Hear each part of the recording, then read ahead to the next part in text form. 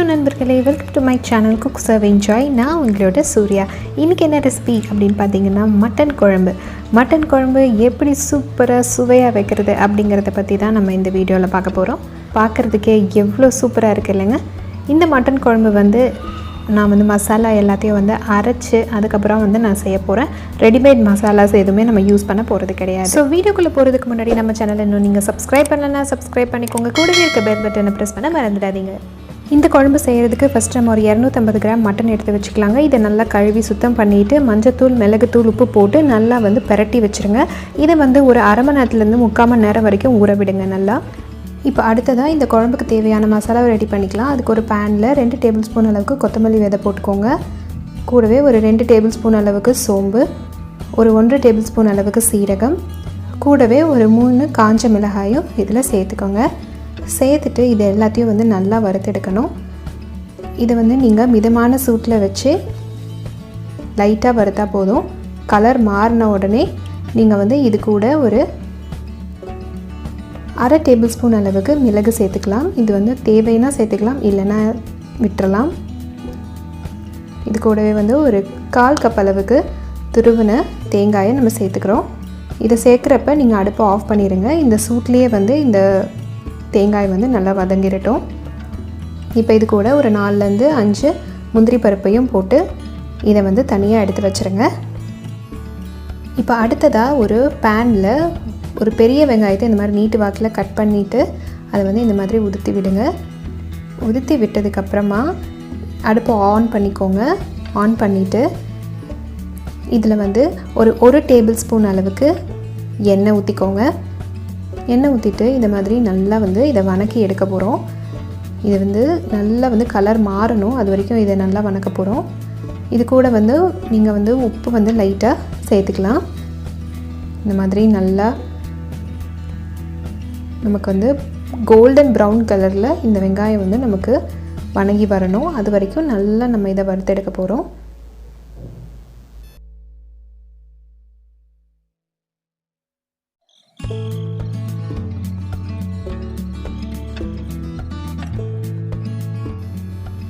பாருங்கள், நமக்கு நம்ம வெங்காயம் நல்லா கலர் மாறிடுச்சு. இது பண்ணுறப்ப அடுப்பை எப்போவுமே மீடியம் ஃப்ளேமில் வச்சுக்கோங்க, இல்லைனா இந்த வெங்காயம் ஃபுல்லாக கருகிரும்.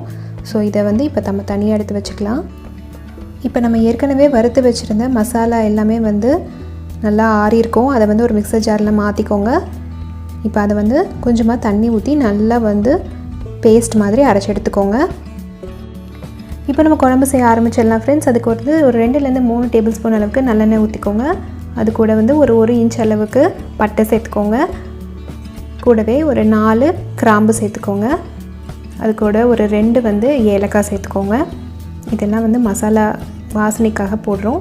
கூடவே ஒரு டேபிள் ஸ்பூன் அளவுக்கு சீரகம், அது கூட ஒரு கைப்பிடி அளவுக்கு கருவேப்பிலையும் கொத்தமல்லி இலையும் போட்டு பொடிசாக கட் பண்ணி வச்சுருக்க ஒரு வெங்காயத்தையும் கூட சேர்த்துக்கோங்க. சேர்த்துட்டு நல்லா வணக்கி விடுங்க. இந்த வெங்காயம் நல்லா கலர் மாறுற வரைக்கும் நம்ம வணக்கி விடணும்.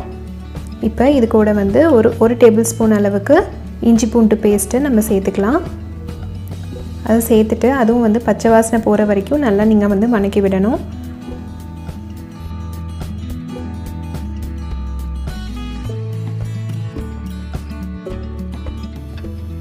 இதை நல்லா வதக்கினதுக்கப்புறம் நம்ம 2 தக்காளியை நறுக்கி இதில் சேர்த்துக்க போகிறோம். சேர்த்துட்டு அதையும் நல்லா வணக்கி விடுங்க.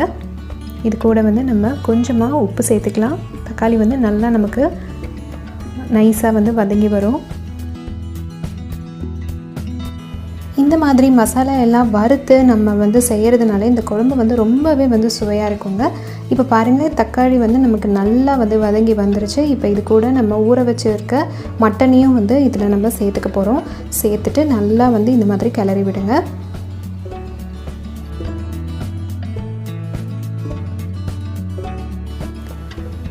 இதை ஒரு பெரட்டினதுக்கப்புறம் நம்ம அரைச்சி வச்சுருக்க அந்த மசாலா பேஸ்ட்டை இது கூட நம்ம சேர்த்துக்க போகிறோம்.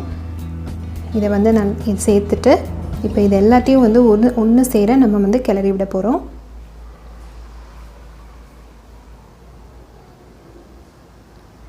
இந்த மாதிரி நல்லா கிளறி விடுங்க. இப்போ இதில் 1லேருந்து 2 கப் அளவுக்கு தண்ணி சேர்த்துக்கோங்க. நான் மிக்ஸி கழுவின தண்ணியை இதில் சேர்த்துருக்கேன். சேர்த்துட்டு ஒரு கிளறிட்டு இப்போ வந்து இது கூட ஒரு டேபிள் ஸ்பூன் அளவுக்கு காஷ்மீரி மிளகாத்தூள் வந்து நீங்கள் சேர்த்துக்கோங்க. கூடவே வந்து 1 டீஸ்பூன் அளவுக்கு மஞ்சள்தூள் சேர்த்துக்கோங்க. இது ரெண்டுமே வந்து நம்ம கலருக்காக தான் வந்து நம்ம சேர்த்துக்கிறோங்க. உங்களுக்கு வேணும்னா சேர்த்துக்கலாம், இல்லைனா இது ரெண்டத்தையுமே வந்து நீங்கள் விட்டுறலாம். கூடவே வந்து நம்ம ஒரு 2லேருந்து 3 டேபிள் ஸ்பூன் அளவுக்கு தயிர் சேர்த்துக்கிறோம். இது எதுக்கு சேர்த்துக்கிறோம் அப்படின்னா மட்டன் வந்து நல்லா சாஃப்டாக வந்து வேகிறதுக்காக தான் இந்த தயிரை வந்து நம்ம சேர்க்குறோம். இப்போ இந்த மாதிரி ஒரு கிளறி விட்டுட்டு இப்போ இந்த குழம்புக்கு தேவையான அளவு உப்பு இதில் சேர்த்துக்கோங்க. கூடவே நம்ம ஏற்கனவே வறுத்து வச்சுருந்த வெங்காயத்தையும் இதில் போட்டு நல்லா வந்து ஒரு கிளறி விட்டுருங்க. இப்போ நறுக்கி வச்சுருக்க கொத்தமல்லி இலையை மேலே தூவி விட்டுட்டு இந்த குக்கரை வந்து நம்ம மூடிட போகிறோம். ஒரு 3லேருந்து 4 விசில் வர வரைக்கும் இந்த குக்கரை வந்து நீங்கள் மூடி வச்சுருங்க. மட்டனுக்கு தகுந்த மாதிரி நீங்கள் வந்து விசில் வந்து நீங்கள் 1 2 அந்த மாதிரி நீங்கள் அதுக்கு தகுந்த மாதிரி விசில் விட்டுக்கலாம். இப்போ பாருங்கள், நமக்கு குழம்பு வந்து ரெடி ஆகிடுச்சு. பாருங்கள், எண்ணெயெல்லாம் பிரிஞ்சு வந்திருக்கு. குழம்பு நமக்கு சூப்பராக ரெடி ஆகிடுச்சு.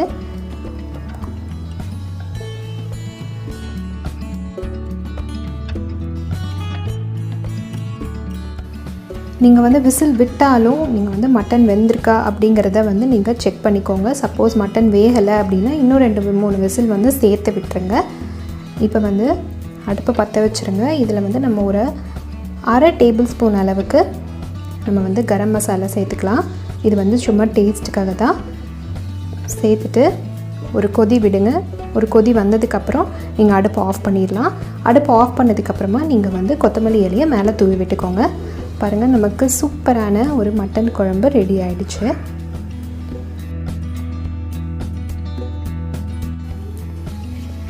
இந்த மட்டன் குழம்பு நீங்கள் சாதம், இட்லி, தோசை, சப்பாத்தி எல்லாத்துக்குமே நீங்கள் வந்து வச்சு சாப்பிட்லாங்க. ரொம்பவே வந்து சுவையாக இருக்கும்.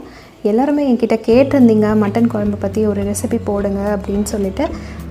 நான் வந்து யூஸ்வலாக மட்டன் சாப்பிட மாட்டேன். ஸோ அதனால் உங்கள் எல்லாருக்காகவும் நான் வந்து ஒரு 250 கிராம்ஸ் ஆஃப் மட்டன் எடுத்து உங்களுக்கு நான் வந்து இந்த ரெசிபி வந்து போட்டிருக்கேன்.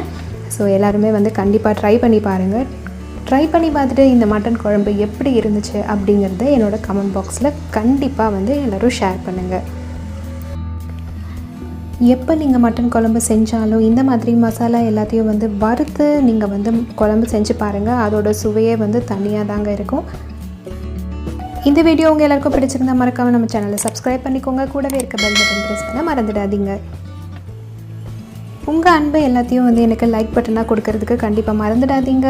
நீங்கள் எல்லாருமே கேட்டுட்டு இருந்த பிரியாணி மசாலாவும் கரம் மசாலாவும் வீட்டிலேயே எப்படி செய்கிறது அப்படிங்கிறத என்னோட நெக்ஸ்ட் வீடியோவில் நான் போடுறேன்.